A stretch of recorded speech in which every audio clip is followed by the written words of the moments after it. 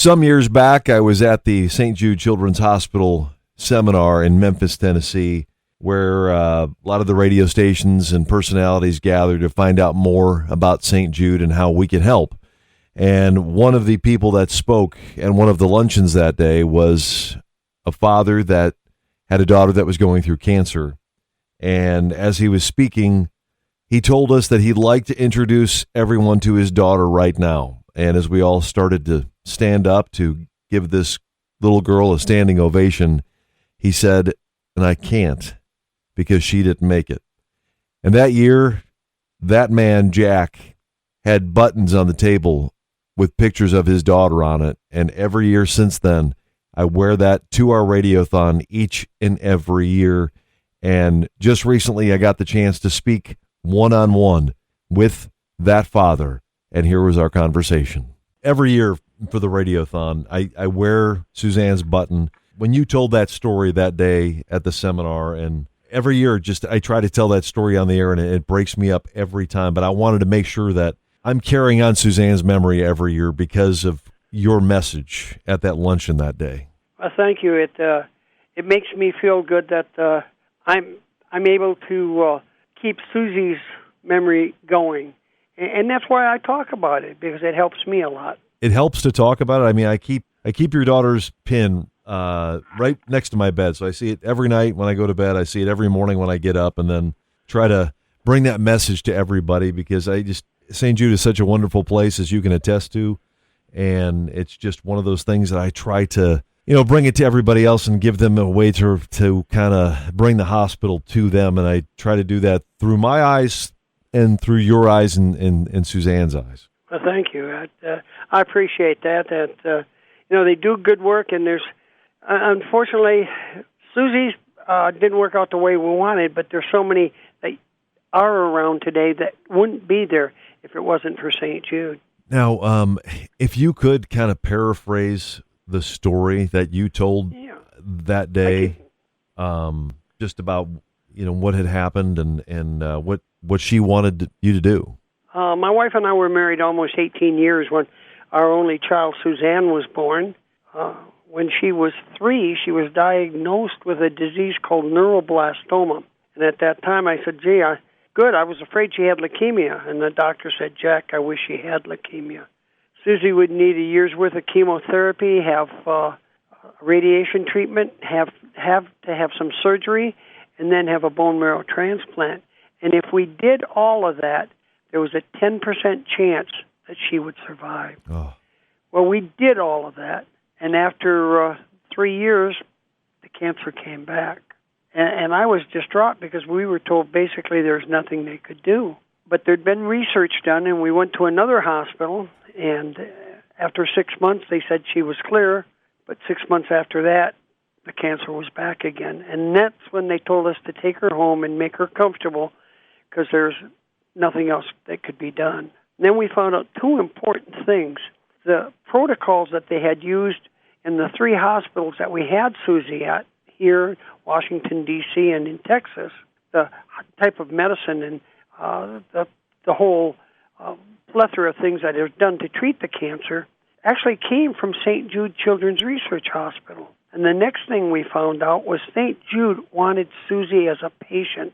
That day my wife and I got the one thing you need more than anything else, and that is hope. There was something we could do.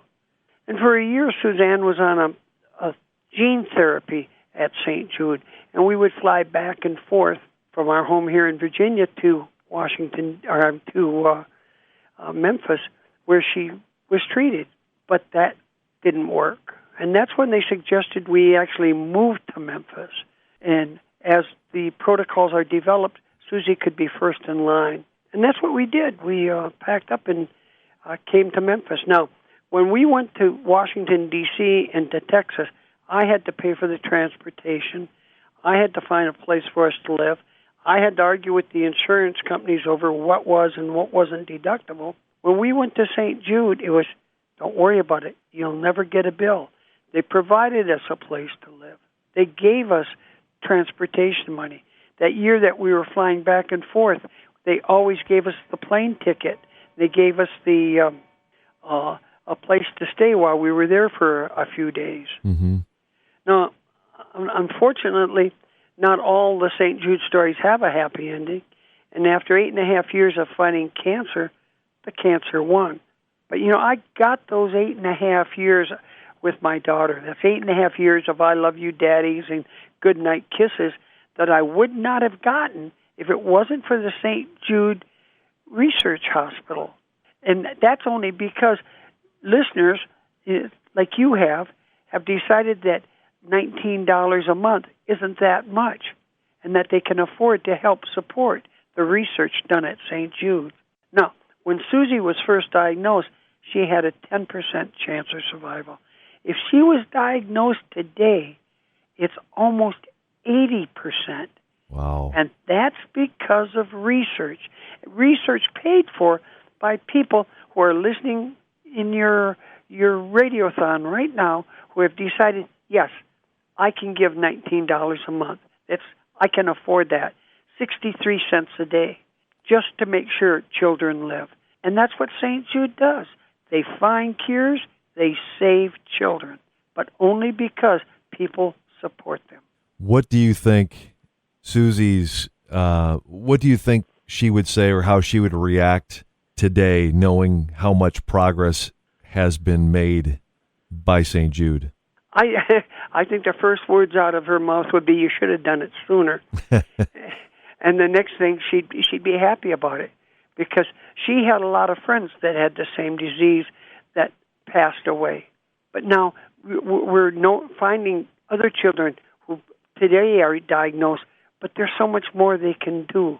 Sure. It's such a higher chance of survival. I think she'd be happy.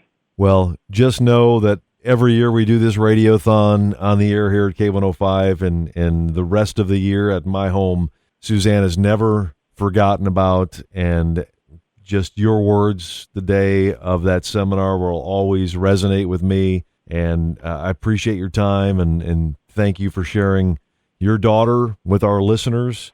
And are you still working for them, Jack? I don't work for them. I'm strictly a volunteer. I don't even take the reimbursement for mileage that they offer me, because I figured that's my donation, and I figured that's what I should do. I think I've told you this before, but Susie and I only talked about death once. And at that time, she said, "Daddy, if I die, will people remember me?" And my answer was, "Well, that'll be my job." And she never asked me again. So thank you for helping me keep her memory alive and remembering Suzanne. There's no thanks necessary, sir, but thank you for saying that, and we will always keep her memory alive, and thank you for everything. We do appreciate it, Jack. It couldn't happen if people like you didn't take the time to help. Thank you. Podcasts by Federated Media.